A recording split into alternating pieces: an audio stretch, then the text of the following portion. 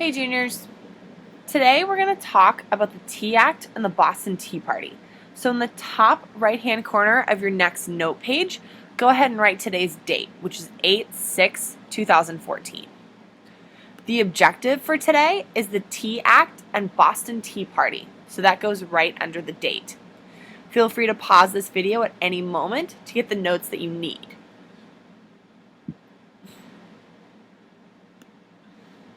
Our essential question for the day is, what is the Boston Tea Party and the Tea Act?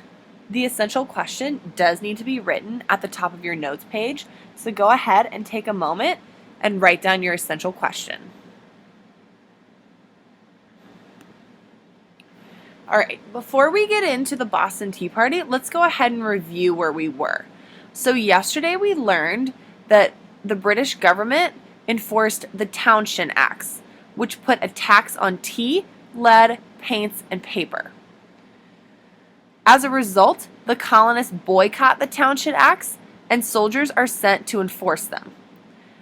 As we know, tensions rise, which leads to the Boston Massacre, and that's where we are today, just in the aftermath of the Boston Massacre. So in the aftermath, Parliament looked for ways to reduce the tension. And they did this by repealing all the Townshend Acts except the tax on tea. However, the colonists were not following the tax on tea either and were smuggling in large amounts of tea to avoid British taxes. As you can see, this first bullet point is bolded and underlined and does need to go in your notes.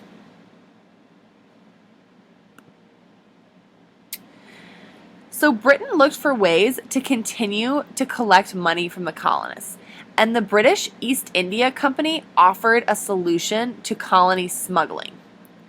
And they petitioned the British government to sell tea to the colonies. Their tea was cheap and likely to appeal to the colonists and still collect a tax. When I say the tea was cheap, I just mean that the tea that the East India Company is selling is cheaper than any tea being sold in any of the colonies.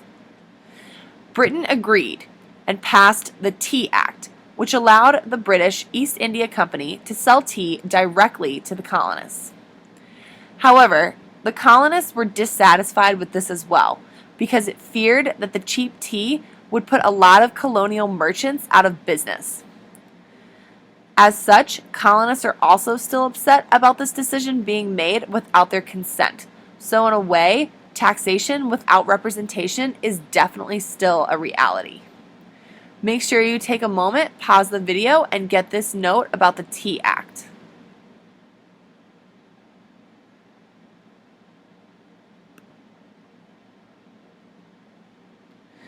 So, after the Tea Act was passed, in 1773, 3 ships carrying the cheap tea from the East India Company arrive in Boston Harbor.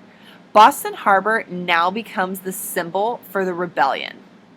The Sons of Liberty, led by Sam Adams, insist that they return at once to where they came from, because the colonists did not want to pay the tax on the imported tea. The Massachusetts governor, however, won't allow the ships to leave without a tax being paid. So as such, the ships, like this one right here, wait anxiously in Boston Harbor for further instructions as to what to do. And the colonists are formulating a plan to avoid having to pay taxes on the tea.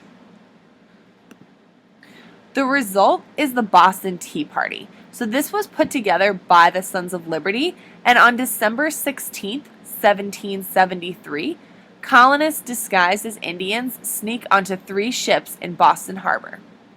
The Boston Tea Party was an event where 340 chests of tea are thrown into Boston Harbor by colonists. This was probably the climax of the rebellion, as this was the furthest that colonists had gone to reject British taxes. So make sure you get the second bullet point about the Boston Tea Party. As we know, the British respond to everything that the colonists do. So their response to the Tea Party was to close Boston Harbor until Boston paid for the ruined tea that had been thrown into the water. And this is a little advertisement and discussion of what happened with the Boston Tea Party. So this would have shown up in a Boston newspaper somewhere. So just to give you an idea of what the Boston Tea Party looked like, we're just going to watch a very short clip on it.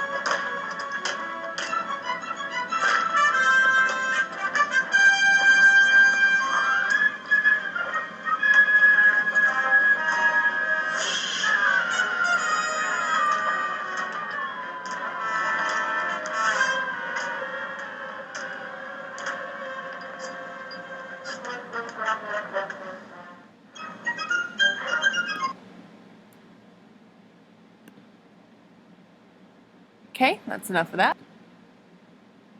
So as we can see, the Boston Tea Party was definitely a messy event. The colonists were not polite about pouring tea into Boston Harbor, and they meant it to be very offensive towards the British government. So the British government looked for ways to punish the city of Boston, and closing Boston Harbor was the best way to do that because it stopped ships from coming in and out, supplies was cut off from Boston, and smuggling was essentially cut out of the picture because if ships can't come in, then neither can other items. So this was a direct attempt by the British government to punish the city of Boston for the Boston Tea Party, as the British government found it very offensive. Okay, guys, that's going to be it for our intro to new material for today. Thanks for listening. We're going to move on to our independent and guided practice. Thanks for being so attentive.